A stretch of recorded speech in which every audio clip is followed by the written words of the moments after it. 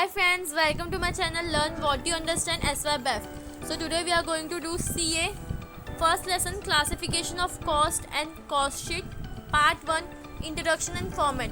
In this video we are just going to go through with the format of cost sheet. So let's move. So first we are going to see the format of cost sheet. Here you can see ये आपको हम लोग को ज़्यादा कुछ नहीं, सिर्फ ऊपर के हेडिंग्स पढ़ने के, बट फिर भी आपको मैं एक छोटा सा मैजिक दिखाती हूँ. आपको थोड़ा इंटरेस्ट आएगा, थ्रिल मिलेगा कि हमारा जो फॉर्मेट है कॉस्ट शीट का वो ज़्यादा बड़ा नहीं है, बहुत ही छोटा है. ये यू कैन सी बहुत ही छोटा है, ओ तक है, मीन्स टोटल 15 है. मैंने आप लोग के लिए खास करके ABCD के फॉर्मेट में लिखा है कि आप लोग को पता ना चले. Z तक नहीं करने का, Z तक टोटल 26 हो जाते हैं, तो मैंने फिर भी आपके लिए कट शॉर्ट करके डिस्काउंट भी आपको 15 तक किया है. ठीक है, हम लोग स्टार्टिंग 1 बाय 1 देखेंगे. डायरेक्ट मटेरियल का एक हेड है, हेडिंग के अंदर है. उसके अंदर क्या आता है? डायरेक्ट मटेरियल किससे रिलेट करता है? Raw material. तो रॉ मटेरियल का सिंपल सी बात है, क्या ओपनिंग और क्लोजिंग इसमें आ जाएगा. ठीक है, रॉ मटेरियल में कुछ परचेज किया वो आ जाएगा, और रॉ मटेरियल का जो एक्सपेंस है वो भी यहाँ पे ऐड हो जाएगा.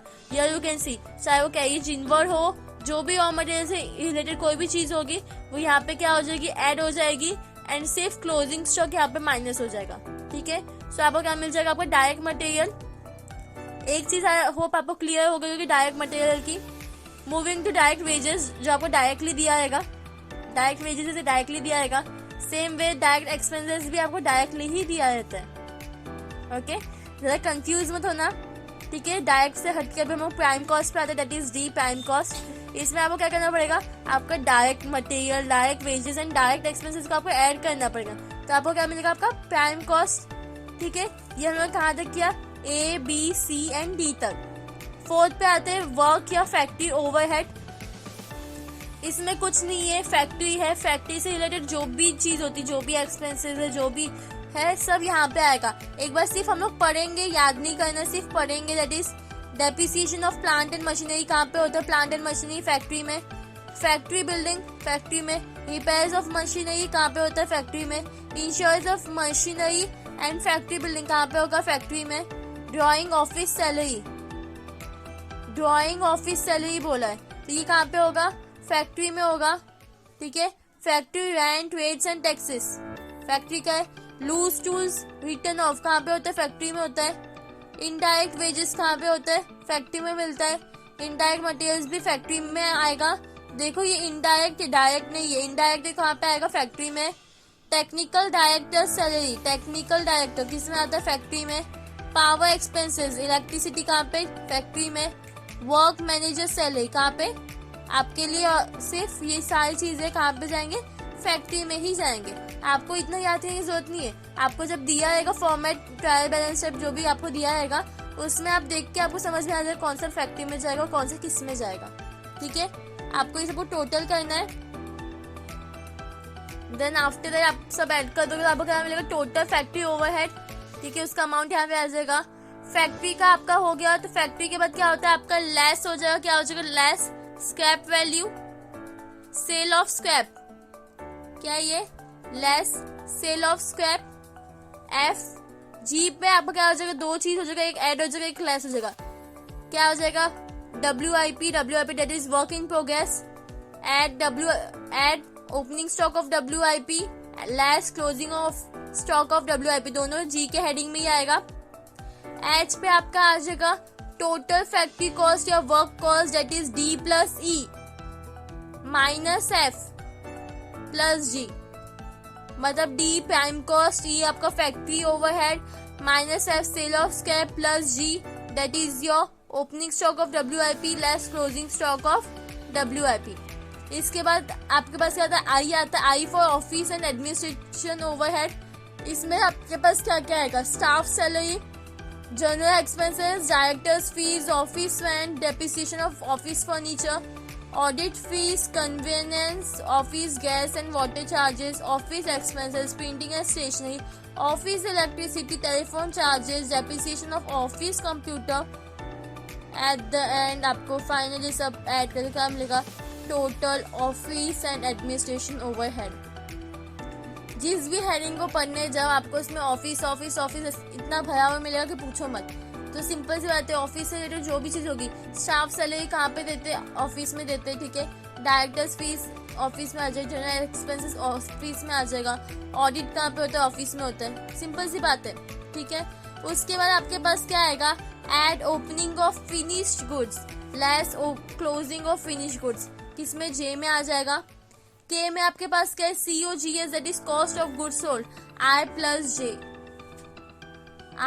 जे that is office and administration overhead plus J add opening less closing, तो आपको टोटल क्या मुझे कॉस्ट ऑफ गुड्स सोल्ड।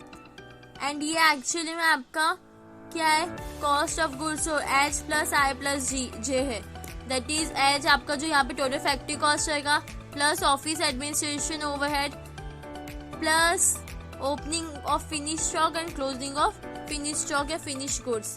इसके बाद आपको मिलेगा क्या मिलेगा, COGS cost of goods sold. उसके बाद गुड्स सोल्ड हो गया, सोल्ड होने का क्या होता है, सेलिंग होता है, सेलिंग, तो selling and distribution overhead, carriage outward commission on sales, salesman salary, catalogue printing, trade fair expenses, travelling expenses of salesman, advertisement fee, sample distribution fees paid to brand ambassador, showroom van, depreciation on delivery van, mailing charges, repairs to delivery van, total sales overhead।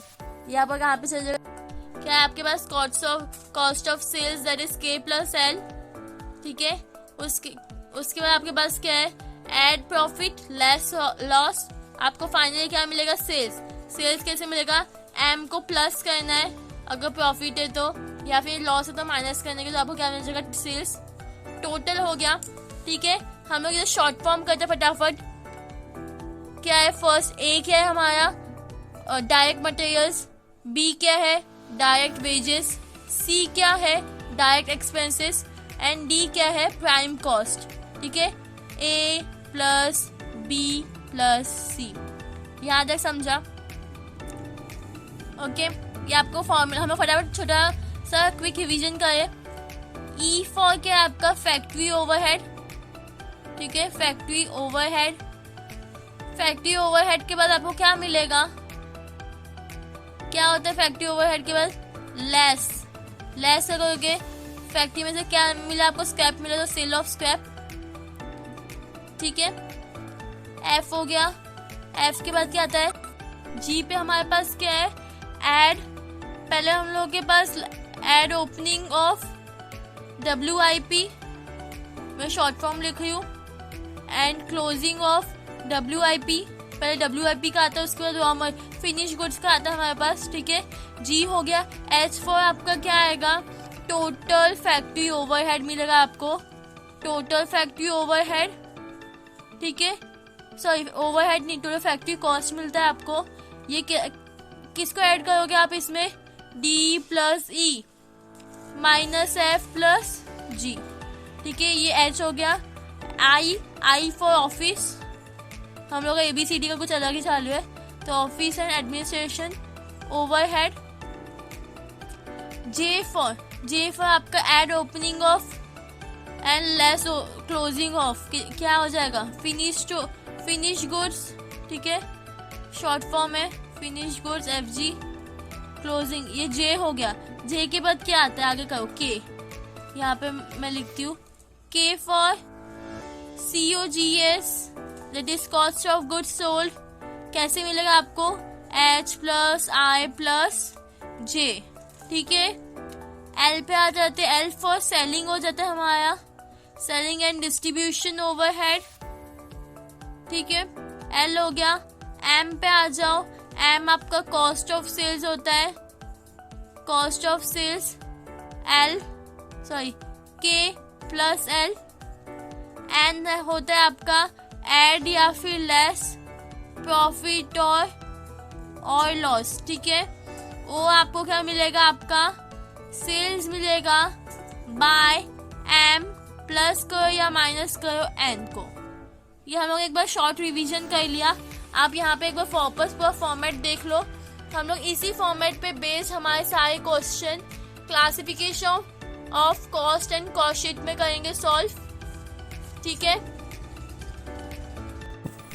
Thanks for watching. Please like, share and subscribe.